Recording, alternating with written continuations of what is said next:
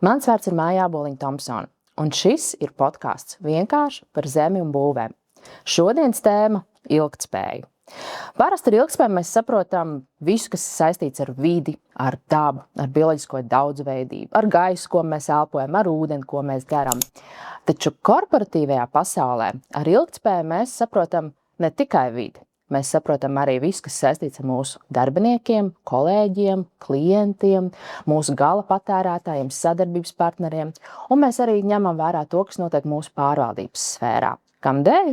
Tamdēļ, ka korporatīvajā pasaulē ilgtspēja tādā veidā ir ilgāk nomērīta. Un parasti ilgtspējas ziņojums gatavo tieši uzņēmumi, kas ražo, kas sniedz pakalpojumus ar mērķi tādējādi, varbūt iepatikties vairāk saviem klientiem, izstāstīt, ko tad tieši viņi dara, veiksmīgāk atrast sadarbības partnerus. Un rētāk ilgtspējas ziņojums gatavo valsts pārvaldes institūcijas. Bet šodien mēs tieši runāsim par ilgtspējas ziņojumu no valsts pārvaldes perspektīvas. Un proti, valsts zemes dienests ir sagatavojis un publicējis savu pirmo ilgtspējas ziņojumu. Un visu, kas tajā ilgtspējas ziņojumā ir ietverts iekšā, mums šodien arī izstāstīs valsts zemes dienesta ģenerāldirektora Vita Narnicka. Sveiki, Nika! Labdien! Man prieks redzēt jūs un dzirdēt un runāt. Man tāds pirmais iesildošais jautājums. Ko ilgtspēja nozīmē jums personīgi? Ilgtspēja man nozīmē tādu pieeju, kas raksturotu tādu domāšanu, ka pieņemot šodien lēmumu, es rūpējos, kā pēc 10 gadiem, pēc 20 gadiem, pēc 30 gadiem tā lieta, par ko es pieņemu lēmumu, joprojām ir dzīvotspējīga, viņa pārdomāta, viņa nerāda nekādas negatīvas sekas, arī pat tik iespējams tālākajā nākotnē. Kas mudināja valsts zemes dienestu radīt pirmo ilgtspējas ziņojumu un kāpēc tieši tagad? Te bija vairāki aspekti. Pirmais aspekts ir jāsaka tā, ka Ziemeļa Eiropā visi valsts zemes dienesti Ziemeļa Eiropā sagatavo tāds dokuments, un ja mēs gribam paskatīties, kā mēs izskatāmies salīdzinājumu ar viņu, mums bija svarīgi arī saprast, vai mēs esam Eiropas līmeņā iestāde vai tā kā esam iedomājušies. Tā ir lieta numur 1. Lieta numur 2 ir tas, kā ilgtspējas ziņojumi, korporatīva pārvaldība arvien vairāk ienāk arī mūsu sadzīves aprītē, arvien vairāk cilvēki iepazīstinās ar šo pieeju, arvien vairāk to izmanto. Un mēs valsts pārvaldi bieži vien stāstam par sevi caur savu valsts pārvaldes prizmām, un dēļ tā nevienmēr esam tiek sadzirdēti un saprasti. Līdz ar to šis ir mēģinājums runāt tādā pašā valodā, ka runā korporatīvā vide, jo mēs arī vadam lielus procesus, mēs pārvaldam lielus budžets, mēs pārvaldam lielus resursus, un to ir jādara pārdomāt.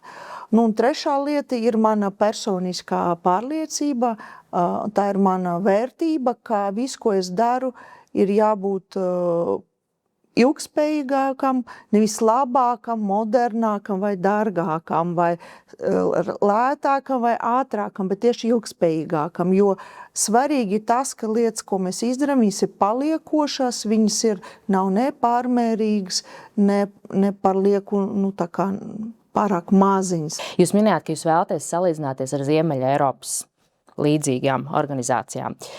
Vai jūs jau to izdarījāt? Mēs tieši tūlīt dosimies arī tāda lielā valsts zemes dienestu vadītāja sajieta. Noteikti mēs par šīm lietām runājam un runāsim.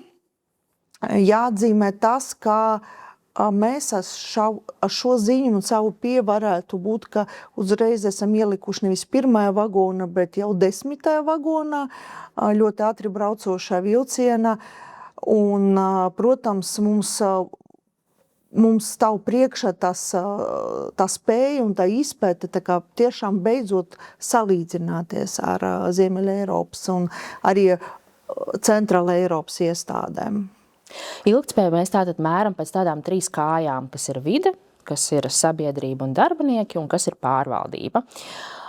Kurš no šiem pīlāriem jums ir tāds bijis visizaicinošākais pīlārs ikdienā, ar ko strādāt, kur sasniegt mērķus, izvirzīt mērķus, realizēt iniciatīvas?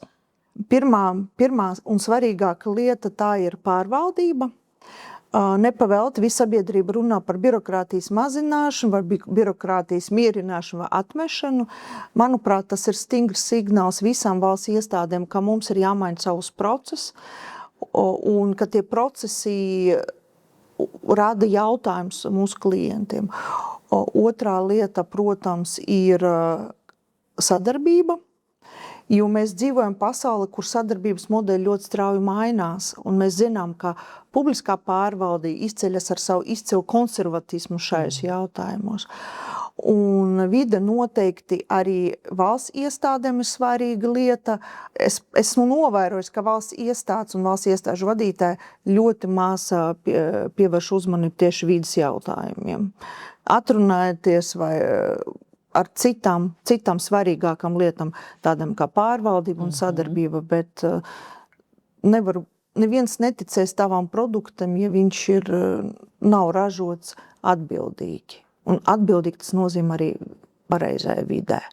Tas ir atbildīgi pret vidi, vai ne? Tā kā ņemot vērā visus aspektus, kas mums skar. Atbildīgi pret vidi, atbildīgi pret klientu, atbildīgi arī pret saviem nodarbinātiem, jo tā ir tāda ļoti, vienmēr tas ir kvalitātes trīsstūrs. Ātri, lēti, jā, ātri, lēti, kvalitatīvi, vai ne?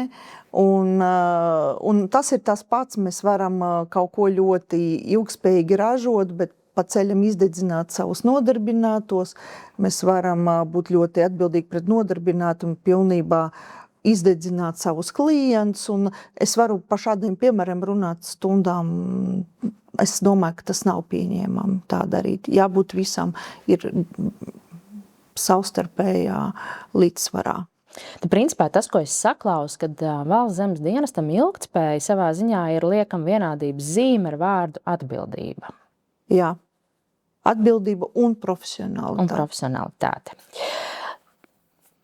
Pirms ilgtspējas ziņojuma gatavošanas uzsākšanas, parasti uzņēmumi cenšas norentēties, kas tad ir tās tēmas, par kurām ir ilgtspējas jomā jārunā, un kuras tiešām attiecināmas uz organizāciju, kuras nav, jo to ilgtspējas tēma ir miljons, un ne visas tās miljonas ir attiecināmas tieši uz konkrētu organizāciju. Tādēļ parasti organizācijas iet cauri tādam procesam, kas saucās būtiskuma novērtēšanas process, un arī Valsts zemes dienests izgāja cauri šim procesam, būtiskuma novērtēšanas procesam, kur mērķis bija tieši saprast un identificēt tās jomas, kuras tad pēc būtības ir vissvarīgākās organizācijai. Un tika novērtētas 35 jomas, un 7 tika atzītas tā kā ļoti būtiskas no tām visām. Vai šajā procesā bija kāda joma, kas jūs pārsteidz, ka tā patiesībā ir tik svarīga Valsts zemes dienestam, un ka tā ir tagad parādījusies tādā komunikācijas sfērā un uzmanības sfērā no ilgtspējas aspektiem? Es domāju, viena tēma, kur manuprāt, ņemot vērā pēdējus notikumus publiskai vidē, viņa bija, bet atkal mēs valsts pārvalde par to pamās runājam. Mēs esam sapratuši, ka viena no ļoti svarīgām lietām tā ir atbildīga piegādātāja izvēle. Protams, svarīgās tēmas vēl ir kiberdrošība, pa kur visi zina un saprot, klientu pārvaldību, pakalpojumu un daudz citas lietas, bet tieši tāda, manuprāt, visneparastākā mūsu izvēle ir bijusi tieši sakarā ar piegādātāju ķēžu pārvaldību, par piegādātāju reputācijām, jo šis ir ļoti svarīgs jautājums arī priekš iestādes reputācijas, bet priekš iestādes ilgtspējas, bet es arī teiktu, ņemot vērā, ka mēs tērējam publisko naudu arī priekš Latvijas valsts pārvaldības ilgtspējas. Un, kad jūs esat identificējuši šo kā būtisku aspektu, kas tad ir tie soļi, ko jūs nākotnē redzat, kā jūs varat ilgtspējīgāk veidot sadarbību ar piegādātājiem un viņus pārvaldīt? Tātad šeit ir vairāki aspekti. Pirmā lieta, tad, kad mēs izvēlamies pretendents, kas noslēgs līgumu, neapšaubām cena un piedāvātie preču kvalitāte ir ārkārtīgi liela nozīme, bet ir svarīgi arī pārliecināties par lietām, kā reputācija, piegāžu drošība, preču izcelsme tur, un pakalpojumu izcelsme tur, kur tas ir iespējams. Vēlreiz būšu nepopulāra, mēs tagad daudz diskutējam arī par programmētāju mitnes valstīm, citās valsts informācijas sistēmā. Mums tā ir sanāca, ka pirms pusotrā gada mēs esam paši sapratuši, ka tam ir nozīme, un mēs noteikti strādājot gan ar iepirkumiem, gan pēc tam, kad iepirkums noslēdzoties, strādāt ar piegādātājiem, mēs šim tēmam vienmēr pievērsam ļoti lielu uzmanību. Attiecībā uz arī piegādātāju drošību un pārvaldību noteikti ir vēl viena būtiskā lieta, tas ir arī tas, ka ne tikai piegādātājs uzvedās korekti, bet mēs arī kā pakalpojumu ņēmējs, kā pasūtītājs arī esam konsekventi savu saistību izpildi. Nereti ir dzirdēti stāsti par to, ka kavēs kaut kādi lielie valsts projekti. Es no savas puses, ka cilvēks ar ārkārtīgi lielu pieredzi gribu pateikt, ka bieži vien tā nav tikai piegādātāja problēma. Bieži vien arī pasūtītāja problēma ir tā, ka nespēja identificēt vajadzības, laicīgi pieņemt lēmumus, nekvalitīvu informācijas aprit, un te var arī par šīm lietām runāt stundām. Un mēs arī savā ilgspēja piegādātāja ķēžu pārvaldībā esam nosprauduši vērtību, ka mēs esam atbildīgi par to, kā mēs pildam kā iestādi savas saistības pret saviem piegādātājiem. Principā tas ir arī ne tikai tā, ka tā ir cita pieeja ikdienas procesu pārvaldībā, sadarbībā ar piegādātājiem, bet es jau arī šeit saklausu tādu ļoti strateģisku pieeju, kā mēs vispār mainīsim šo sadarbības veidu. Vai tas nozīmē, ka Valsts zemes dienestam ir arī sava ilgtspējas stratēģija izstrādāta? Jā, Valsts zemes dienestam izstrādāt savu ilgtspējas stratēģiju, jo mēs gājam to visu pareizo ceļu. Mums bija audits, tad bija stratēģija un tad ir ziņojums. Jo izstrādāt ziņojumu, vienkārši ziņojumu pēc, tad nav iespējas pārliecināties, mēs varam atspoguļot, kur mēs esam, bet jebkurā stratēģija svarīgā lieta, kur mēs gribam būt. Jo viens vai otrs radītājs pats par sevi nav ne labs, ne slikts, viņš ir vienmēr labs kontekstā. Tas nav iespējams bez stratēģijas, bet atkal stratēģija nebija iespējama bez audita. Vai jūs varat ieskicēt, kas ir tās galvenās strateģiskās jomas jums ilgtspējas stratēģijā? Faktiski galvenās jomas mums ir mūsu procesi un sadarbība ar klientiem un ar ļoti lielu tieši uzsvaru uz procesu efektivitāti, pieejamību, procesu modernu nodrošināšanu un procesu drošību un, kas, manuprāt, ņemot vērā atkal pēdējā laika notiekums, arī drošumu. Drošums, manuprāt, nav laba vārds. Drošums tuvākā laikā valsts pārvalde manā ieskatā izvirzīsies par vienu no top prioritātēm, jo mēs vienmēr līdz šim runājam par kvalitāti, ātrumu, ērtumu un lētumu, tad mēs ļoti maz pievērsamies tam aspektam drošums, bet šajā ļoti digitālajā pasaulē drošumam un noturībai, es teikšu noturībai, būs ļoti liela nozīme. Un jau strādājot pie ilgtspējas stratēģijas faktiski pirms 2 gadiem sākot strādāt, mēs esam sapratuši, ka, ja mēs iedomājam 2030. vai 2031. gadu, tad visticamāk tā spēja rēģēt uz pārmaiņām, uz pozitīvām, negatīvām ir ārkārtīgi svarīgi, lai mēs būtu kā valsts reģistrs, kurš sargā ikviena īpašuma tiesības zināmā vai to tiesību apjomu, tā mūsu noturība, stabilitāte ir ļoti izšķirošā visai sabiedrībai, nav tikai zemes dienestam. Tad, protams, nākamā lieta, tas ir iekšēji procesi, tad mums bija ārēji procesi un, protams, cik mēs tām visam tērējam dažādu veidu resursus. Ar kādām mašīnas mēs nobraucam, vai mēs braucam pamatot ar mašīnām, vai mums ir jābrauc ar mašīnu, nav jābrauc ar mašīnām, vai, piemēram, mēs esam izvēlējušies biroja telpās ar kādu energoefektivitāti. Protams, pirms 2 gadiem, kad mums bija pirmā energo krīze sāk ar Ukrainas karu, bija protams šķita, kāpēc par to satraukties, bet izvirzot šo strateģiskos mērķus, mēs pagājušā gadā vairākas pārmaiņas esam veikuši savu biroju infrastruktūru, un ar šodienas acīm teicu, paldies, tas spiediens no potenciālām energo cenu izmaiņām nebūs tik smags. Kas atkal vēl vienreiz mēs it kā pieņemam lēmumu balstīts uz vērtībām, bet tas vērtības mums spēj būt kā iestādē noturīgākai. Vai stratēģijas izstrādes laikā jūs arī veicāt kaut kādas konsultācijas ar sadarbības partneriem, nozīmīgākajiem darbiniekiem? Es gribu teikt tā, ka Valsts zemes dienestā stratēģiju izstrādāja ļoti lielā mērā paši darbinieki. Es pati, kā iestādes vadītāja, biju pārsteigta, cik cilvēkiem tas bija svarīgi, un īstenībā tas bija tā kā kolektīva tāds vienojušā vērtība, jo cilvēkiem tiešām rūp tā ilgspēja, rūp par kārtību un daudzām citām svarīgām lietām, bet mēs pieaicinājām arī savus sadarbības partnerus. Mums bija tāds nedaudz neparasts formāts, un tad, kad mēs sākam ar tiem partneriem runāt, nevis tā kā pārasti, ko tu domā, bet kā tu domā, kopsakarā ar Valsts zemes dienestu un šo ilgspējas vērtību, tā saruna izvērtās ārkārtīgi savādāka.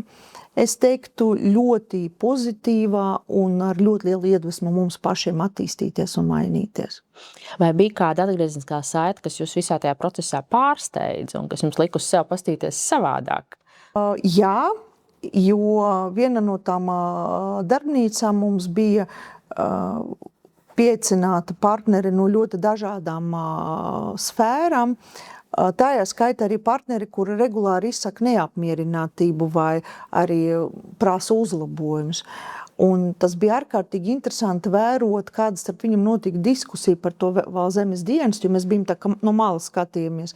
Kas notiek vai nenotiek zemes dienestu, ko dara un jādara. Un tā viena laba lieta ir bijis tā, ka mēs esam sapratuši, ka virkni no tiem kritizētājiem īstenībā kritizē, lai mums palīdzētu, un es viņam saku ļoti lielu paldies.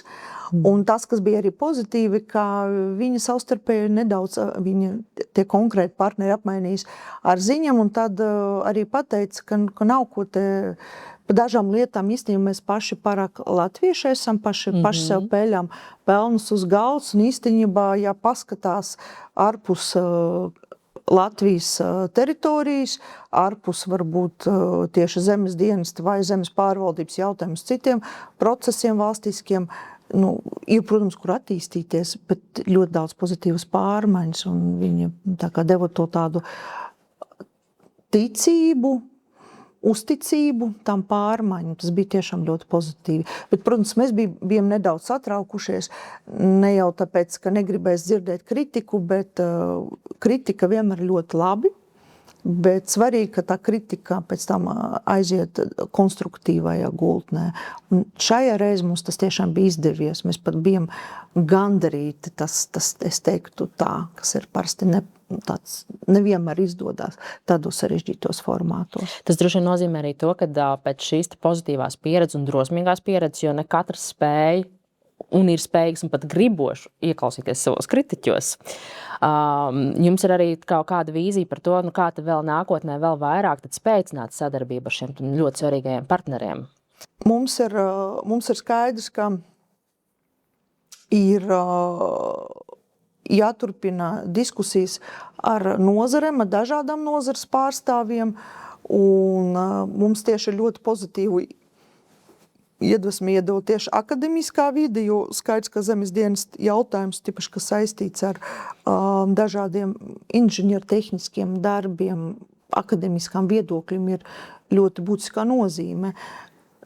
Tad, kad tāds formāts, ka ir praktiķi, ir teorētiķi, ir akadēmiķi, ir lietotāji, ka tas strādā, bet tas strādā tikai tad, kad mēs nevis atnākam vienkārši parunāt par dzīvi, bet mēs gribam parunāt par kaut kādu lietu, par kaut kādu vērtību, un nevis parunāt, bet izrunāt, būt dialogā, un vienoties par tālāk veicamiem darbiem. Bet kas vēl bija ļoti interesanti, ka, protams, tie kritiķi jau dzīvē ļoti iedalās. Ir konstruktīvi, ir destruktīvie kritiķi. Un tas, kas bija ļoti interesants mūsu dialogā, tāds aspekts, kā konstruktīvie kritiķi neļāva destruktīviem kritiķiem izpausties. Un līdz ar to tas ļoti konstruktīvas kritikas mums bija arī vieglāk saņemt arī tāds atgriezenisko saiti, ko mums darīt, kā mums darīt, un uzņemties, es teikšu tā, ļoti drosmīgus radītājus uz nākotni. Vēl viena tāda ilgtspējas svarīga joma ir klienti un klientu apmierinātība ar sniegtajiem pakalpojumiem. Vai jūs varat lūdzu ieskicēt, kāds jums šobrīd ir tas attiecību status ar klientiem, cik viņi ir apmierināti ar Valsts zemes dienesta sniegtajiem pakalpojumiem un kas ir tās uzlabojuma jomas, ko jūs esat sev izvirzījuši? Mums pašlaik pēc 2005. Gada datiem ir klientu apmierinātība 7,5 10 balu skalā. Ja mēs mācītos skolu, es teicu tāds stabils sniegums, bet mēs paši gribam 8,5, kur mēs gribam virzīties uz izcilību. Dabūt to vienu punktu būs īstenībā ļoti izaicinoši. Tas, kas mums ir skaidrs, ka klienti grib arvien modernākus procesus, arvien modernākus pakalpojumus. No vienas puses ļoti vienkāršus, bet no otras puses ļoti pilnus ar pievienoto vērtību un, teiksim, datu ietilpīgas pakalpojumus, ko, protams, varbūt runājot gadus 10 atpakaļ šķiet, ka tas nav iespējams. Nav iespējams vienkārši un ātri darīt ārkārtīgi sarežģītas lietas, kas ir pilns ar detaļām, bet mēs redzam, ka tas ir iespējams. Mūsdienas pasaule mums tā iemācīja, un mēs paši esam to izdarījuši, ieviešot vienas būs reģistrācijas procesu. Kur izrādās var 70% samazināt pakalpojumu sniegšanas laiku vienā rāvienā, pārkārtojot procesu secību un savus pārdomus. Par to nevis pārdomas, bet savas rīcības un lēmumu pieņemšanas kritērijus. Skaidrs, ka tas viss prasīs no mums ārkārtīgi daudz mainīties. Mums arvien vairāk jābūt pārstāvētam digitālajai vidē, jo skaidrs, ka mūsdienas cilvēkiem ir tik daudz informācija, tik daudz jāpaspēj izdarīt, jo tā slavenā ekonomikas efektivitāte tā ir rodās, ka vienā vienība var izdarīt vairāk. Un tā viena vienība izdarīt vairāk nenozīmē, ka kādam jābrauc vienmēr uz klientu apkalpošanas centru ar mapu ar 100 lapām, kur cits cilvēks ar rokām mēģina viņus izšķirst un saprast. Mēs virzamies uz to, ka tie 100 lapas viņi kā bija, tā ir, bet viņi ir dati. Tas lapas pārvēršas pa datiem un pa vidu sēž un atrodas algoritmi, neredzamie Valsts zemes dienas darbinieki robotiņi, kuri palīdz tiešām abām pusēm ātrāk saprasties un virzīties uz priekšu. Un pateicoties šai pieejai, mēs arī varam neatkārtot to, ko jau citas iestādes ir darījuši. Tas vienkārši piemērs ir tāds, kad agrāk cilvēks paņēma izziņu un viens iestāde atnes uz Valsts zemes dienestu, tur vien un tie paši dati tika divreiz pārvesti. Digitāli dati vispirms bija paversti uz papīru, pēc tam papīrs tika aiznes ar rokām uz Valsts zemes dienestu, un tad tas papīrs atkārtot tika digitalizēts, ievadot datu bāzi.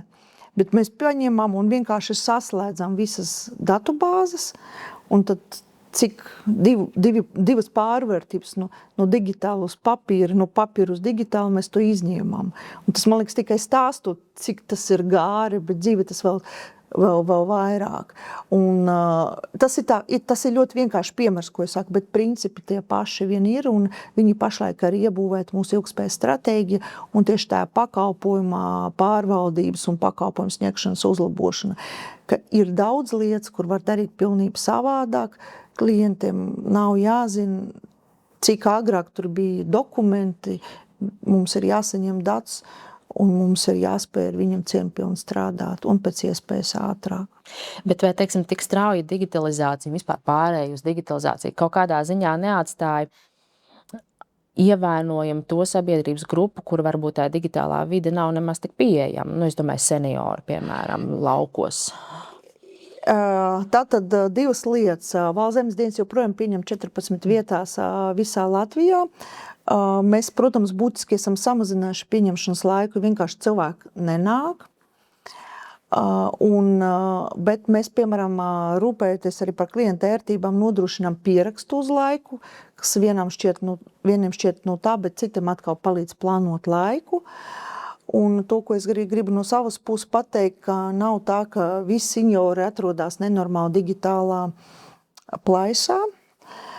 Atceramies, ka cilvēkam diezgan cieņamā vecumā nemaz nav vienkārši pārvietoties, nav nemaz vienkārši nesāt tos papīrus, izsēdēt rindas un tā tālāk. Līdz ar to noteikti viņi ir un būs. Mēs noteikti ir un būsim klātesošie fiziskajā vidē, cikmēr tas būs vajadzīgs.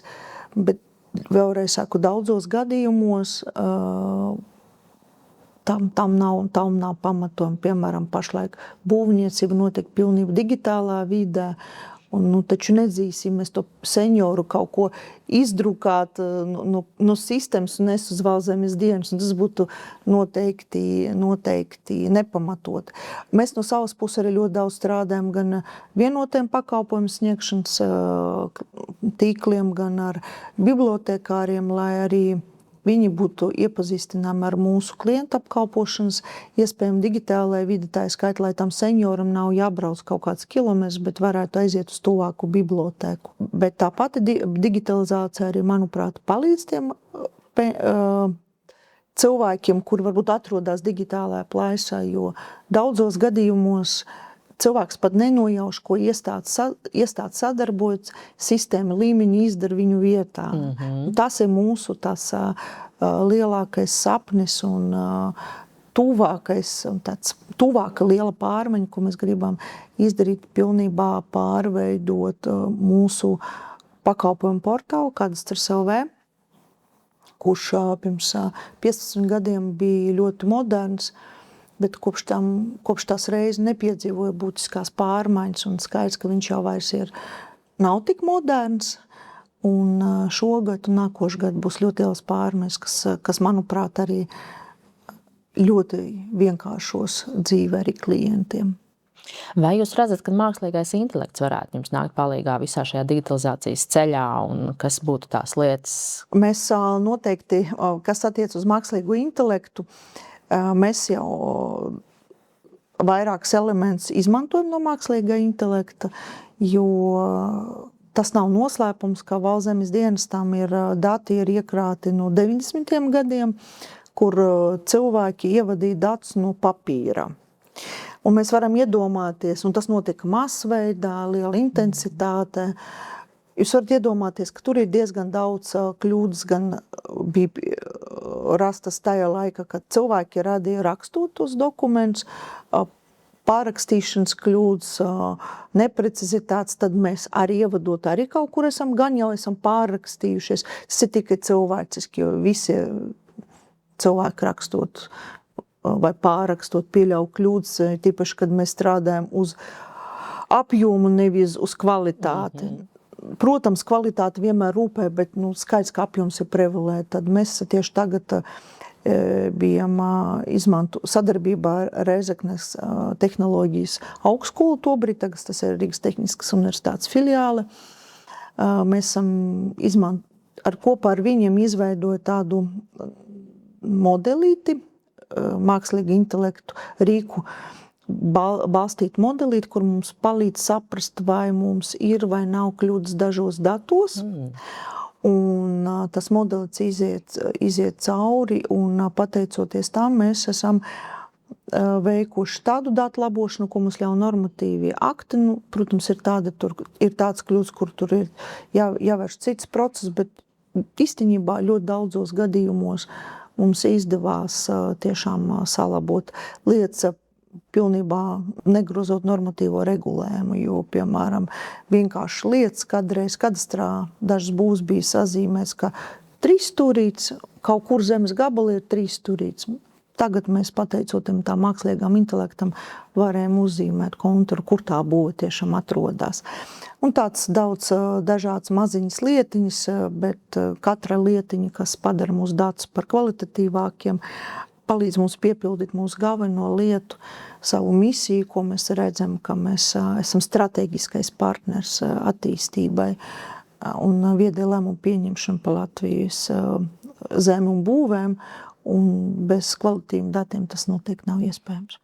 Principā mākslīgais intelekts pēc savā ziņā paver tādu brīnišķīgu iespēju sadarbībai ar akadēmiskajiem resursiem un jauniem topošajiem prātiem.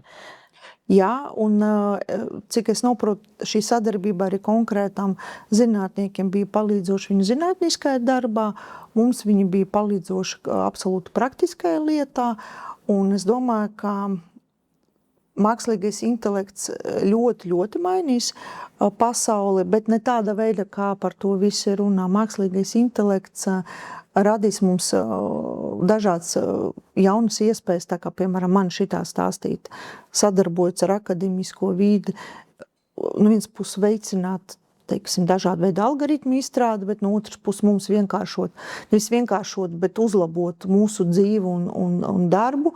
Tas ir no vienas puses, bet no otras puses mums atradīsies laiks izdarīt to, ko mēs zinām, mums bija jāizdara, bet nekad nav bijuši aizgājuši rokas. Mēs vienmēr zinām, ka mums vajadzētu tas 3 stūrs pārtaisīt par normālām būvēm, tika nekad tam nebija laika, jo ļoti liels laiks, ja mēs izmantotu iepriekšējais pieeja, būtu nepieciešams, lai viņus atrast, identificēt un saprast, kā pareizi iezīmēt. Protams, arī mūsu gadījumā visu lēmumus pieņem cilvēks, bet mākslīgais intelekts izdara ārkārtīgi lielu analīzes darbu, kas vēlreiz mums prasītu nenormālus cilvēku resursus. Runājot par cilvēku resursiem, ilgtspējā ļoti liela nozīme ir darbiniekiem, darbinieku labūtībai, darbinieku izaugsmai, kompetenci celšanai, dažādībai, iesaistei. Kāda situācija Valsts dienestā ir ar darbiniekiem? Kā jūs vērtējat? Cik jūs esat apmierināti ar to, kāds jums ir kolektīvs un varbūt kas jums tie galvenie izaicinājumi kolektīvā, ko jūs saskatāt no tādiem ilgtspējas aspektiem? Mēs sākām Zemesdienas strādāt ar labūtības jautājumiem vēl pirms mēs ķeramies pie koncepcijas, pie stratēģijas izstrādes. Un tās īstenībā bija arī ļoti liels pārsteigums, kad mēs veicam to ilgspējas auditu un to par personālu. Mums bija pārsteidzoši labi radītāji. Auditors, kas bija viens no liela četrnieka, bija pat auditori bija pārsteigti. Bet atgriežoties atpakaļ, mums valsts pārvaldē un Valsts zemes dienestā ļoti spilgti mums ir jānotiek paudžu nomaiņai. Mums ir diezgan daudz cilvēki, kuri tuvāku 5-10 gadu vienkārši baudīs to priekšrocību, ka var būt brīviem no darba un tev ienākumu dzīvē. Tā ir vienā sadaļa, bet otra sadaļa ir tā, ka mūsu iestādē jākalpo nākotne. Nākotne ir tie jaunieši, kas tagad mācās, kad iet skolā, kur varbūt tikko ir pabeiguši universitāti. Un tā mūsu ļoti lielā sāpe vai vēlme, kā viņus dabūt uz valsts pārvaldi. Jo tas, kas man ļoti fascinē jaunajās paudzēs, tie cilvēki grib darīt tikai jēgpilnu darbu, un viņi ļoti liela vērtība cilvēki. Un tas nozīmē, ka tieši tā darbinieka labūtība un viss tās lietas, viņi paliek ārkārtīgi svarīgas. Es uzreiz gribu noņemt no mītu, ka daudz saka, ka tas nozīmē, ka viņam obligāti jābūt bezmaksas pusdienām, dargai kafijai, lielai algai. Nē, tā nav. To, ko mēs saskaramies ar jauniešiem, viņi grib strādāt vidē, kur ir caurspīdība, kur tiek ievērota etikas standarti un pamatprincipi, kur ir augsta korporatīvā kultūra, ļoti liels ļoti augsta emocionāla inteligence, kas ir mūsu sabiedrībā ļoti, ļoti attīstāma lieta. Un tad, kad viņi dara to darbu, viņi ļoti augstu pievienoto vērtību. Un ja mēs gribam to darbinieku labbūtību, mēs nevaram viņu sasniegt, kamēr mēs nesakārtojam savus procesus, kamēr mēs nesakārtojam procesu sadarbību ar klientiem, ka viņi ir priecīgi sadarbojas ar mums. Un te mēs nonākam tāda tā kā, cik teikt, aburtē loka, bet es teiktu, nē, mēs viens atkarīgs no otrā un skaidrs, ka tā labbūtībā nav saistīts ar to, ka tas ir tādā bez tā var iztikt. Nē, es tieši otrādi.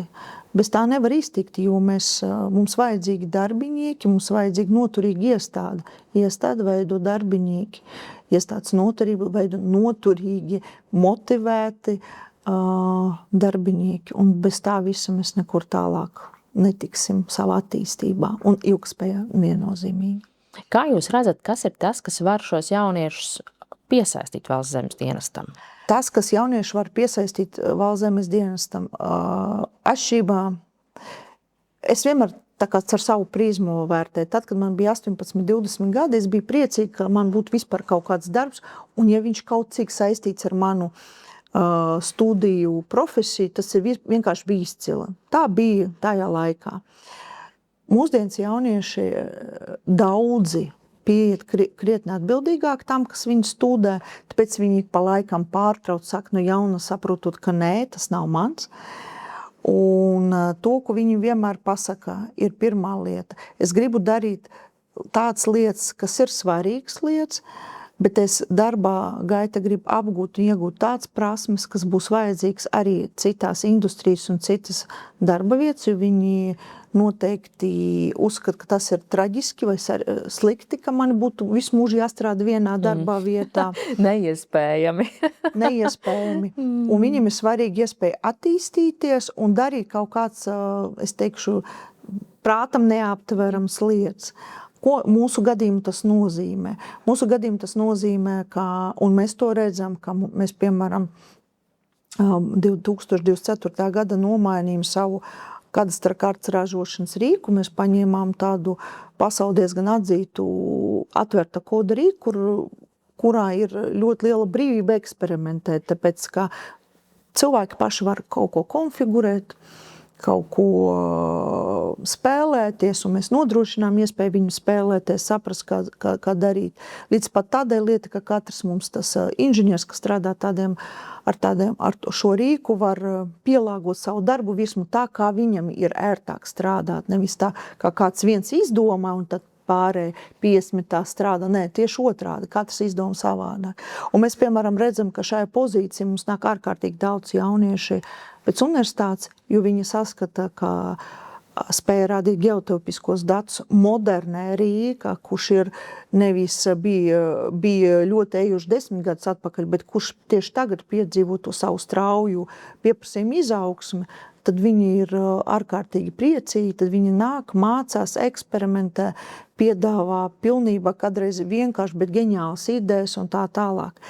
Kopsavilkot to visu, tad tā pirmā atziņa – darīt lietas, viņi grib darīt lietas, kuras būs vērtīgas arī pēc 5 un 10 gadiem. Un mēs atkal nonācam pie ilgspējas stratēģijas. Tad droši vien arī liels jautājums par to viņu spēju noturēt organizācijā, jo jums tomēr gana specifiskas prasmes ir vajadzīgas, kvalifikācija ir vajadzīga, un tā ir liela konkurence privāto sektoru, kas savukārt, manuprāt, ļoti veiksmīgi šos ekspertus piesaista ar pievilcīgām atalgojumu un bonus paketēm. Jā, tas ir mūsu izaicinājums, kā tikt galā ar to visu, bet tas ir skaidrs, ka tas ir atlīdzības jautājums. Nav ko te slēpties, bet ņemot vērā to situāciju valsti, un īstenībā tā situācija valsti neizveidoja šodien vai kopš Ukrainas kara sākumā. Viņi izveidojas jau diezgan pailgu laiku, un man ļoti patīk tas iepriekšējais valsts pārvaldes modernizācijas stratēģijas sauklis mazā, bet efektīva valsts pārvalde. Līdz ar to tieši tie jaunieši, tā jaunskatīšanas procesiem, tas ir tas, kur saredzu, kur mēs varēsim darīt ar mazāk cilvēku resursu, ar mazāk cilvēku stundām, vairāk un kvalitīvāk lietas, kas mums atkal radīs iespējas nodrošināt viņam arī daudz citas lietas. Protams, daudz tāds bonus pakets, kas ir privātai sektoram, mums nav sasniedzams, bet viena noteikti ir, tā ir, piemēram, veselības apdrošināšana, un, piemēram, tad, kad man bija 20 gadies par to veselības apdrošināšanu, tā skatījos, tajā mirkļā man šķiet, ka es būšu mūžīga jauna. Mūsdienas jaunieši visnībā šajos aspektos ir būtiski pragmatiskāk. Tā ir viena lieta, bet otra lieta, kā mums, kā darba devējām, ir jāsaprot, ka tie cilvēki, viņi negrib būt mūžos nodarbināti. Viņi atnāk, viņi izdara savu lietu, viņi iemācās, viņi bieži vien arī iedot iestādē ārkārtīgi lielu ieguldījumu, un tādi jābūt lepniem, kā tas cilvēks, tas speciāls tālāk lido profesionālajā tirgu, jo, lai vai kāds būtu, mums arī svarīgi, ka ārpus zemes dienesta ir profesionāli cilvēki. Kas attiecas uz Valsts zemes dienestu vispār kopumā, šāda situācija bija visu laiku kopš Valsts zemes dienesta dibināšana, pat arī vecais procesos, šeit cilvēkiem tika iemācīti saprast civiltiesisku attiecības nianses, salikot viņus kopā ar inženieru tehniskām detaļām. Izklausās ārkārtīgi sarežģīti, bet tam cilvēkam jābūt tā kā ar divām zināšanām, pilnībā no dažādām zinātnes sfērām, un tas atkal paver tādu plašāku dzīves skatījumu loku. Nevis kaut kā mēs esam pietuvojušies vēl tam pēdējiem lielajam pīlāram, kuram mēs esam visu laiku kā nedaudz garām ejot pieskārušies, tā ir vide. Un jau pats nosaukums Valsts zemes dienests liekas, ka te ar to vides ilgtspēju, tik te ir un tik te trakas lietas notiek. Bet kas tad ir tas kodols, ko jūs redzat, kas jums ir svarīgi no tādiem vides aspektiem un atbildība pret vidi? Jūs jau minējāt, ka tas ir tātad pārdomāt, kā mēs varam samazināt energoresursu patēriņu, kā mēs varam optimizēt savas telpas. Kas vēl jums ir tādā fokusā tieši no šī vides aspekta? Tātad vēl viena būtiskā lieta, mēs kā Valsts zemes dienests joprojām diezgan daudz braucam pa Latviju, apsekojam Latviju. Tad ir no vides aspekta tiešām skatīties, cik mēs nobraucam kilometrus un ar kādām mašīnām, gan patēriņš, gan izmeši. To mēs rādam, jo mums nav noslēpums. Mums joprojām paši mēs braucam ar diezgan vecām mašīnām. Viena daļa ir diezgan veca mašīnas, kuram 7 un 10 plus gadi. Kuru, protams, radītāji gan uzturēšana, es domāju, izmaksu uzturēšana, gan patērētā degviela, gan izmešu skaita, mēs tur neesam nekādā labā situācijā. Līdz ar to mums ir priekšā stāv krietni liels darbs ar autoparku un pārdomas par to, kur, cik un kāpēc mēs braucam vai nebraucam. Bet mēs arī īstenībā daļu no savām vecām mašīnām tūlīt noziedosim Ukrainai. Tieši viņu civilas aizsardzības spēkiem. Tas ir tie, kas nav grūža kaujas grupas, bet tie, kas ir dot to saikni starp cilvēku parasto un kaujas lauku. Es vakar reiz parakstīju vienu no tiem līgumiem.